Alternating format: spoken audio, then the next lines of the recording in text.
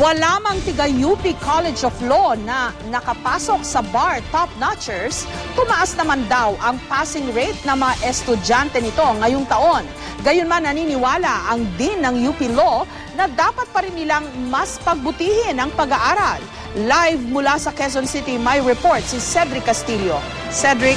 Yes, Jessica, isang araw matapos ilabas ang 2011 bar exam results, hindi raw nagpapaapekto ang ilang law students mula sa University of the Philippines kahit pa walang pumasok sa top 10 galing sa UP. Tinanong naman natin ang Integrated Bar of the Philippines o IBP kung gaano nga ba talaga kaprestihiyoso ang maging abogado sa panahong ito. Sa resulta ng 2011 bar examinations na inilabas kahapon, nasungkit ng Ateneo de Manila University hindi lamang ang unang pwesto, kundi pati na ang number 2 spot. Sa 7 mga universidad na pumasok sa top 10 ng pinakahuling bar exams, tila hindi maiwasang mapansin ng ilan na wala man lang nakasali mula sa College of Law ng University of the Philippines. Dinayo ng GMA News ang Malcolm Hall sa UP Diliman isang araw matapos ang anunsyo. Tuloy ang buhay estudyante ng mga naroon.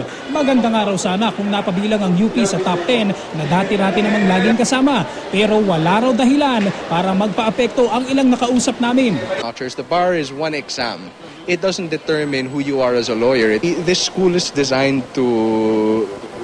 We're not trained to go through failure, but we're trained to go through hardships. I don't think that standing should be the only criteria. There are other criteria, and I think to be so hung up on standing is just a little, for me, lacking in perspective. Para pa sa ilan, hindi dapat matinag ang kanilang institusyon, lalo pat patuloy daw na nangunguna sa larangan ng abogasya ang ilang alumni ng UP. Impeachment trial. Okay. Serafin Cuevas, he's from the defense. Arthur Lim, prosecution. Tapos, ang presiding si Enrile, UP Law. Aminado ang Dean ng UP College of Law na nakapagtataka raw na ni isang estudyante nila wala sa top 10. Gayunman, may mas malaking achievement daw ang UP sa 2011 bar exams. Hindi naman talaga ganong kalaking bagay sa amin. Mas interesado kami doon sa passing rate namin. Pero siyempre mas happy kami kung in addition, naging mga top-notchers din yung mga estudyante namin. Halo-halo naman ang reaksyon ng ilang batikang abogado na galing ding UP. Baka naman medyo masyadong mga bata yung aming professors dahil mga bago sila.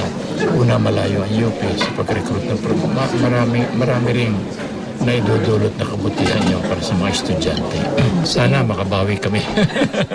In the United States, there's no such thing as top 10. Dito lang talaga. Dito lang tayo. We are very fond of celebrities.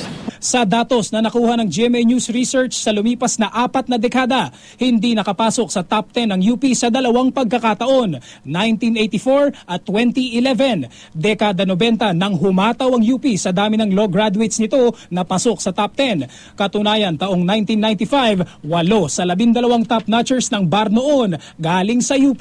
Sa kasalukuyan, nangunguna pa rin ang Ateneo sa paramihan ng top-notchers sa bar exam. Pumapangalawa ang UP, sunod naman ang San Beda College. Pero gaano nga ba kaprestihiyoso ang maging isang abogado sa Pilipinas? Ayon sa Integrated Bar of the Philippines o IBP, wala raw ibang pwedeng sisihin sa pagiging big shot ng mga abogado, kundi ang mismong saligang batas. Sa 1987 Constitution pa lang natin, o kahit sa mga Constitution natin, ito lang yung profession na-recognize ng saligang batas. Walang ibang profession.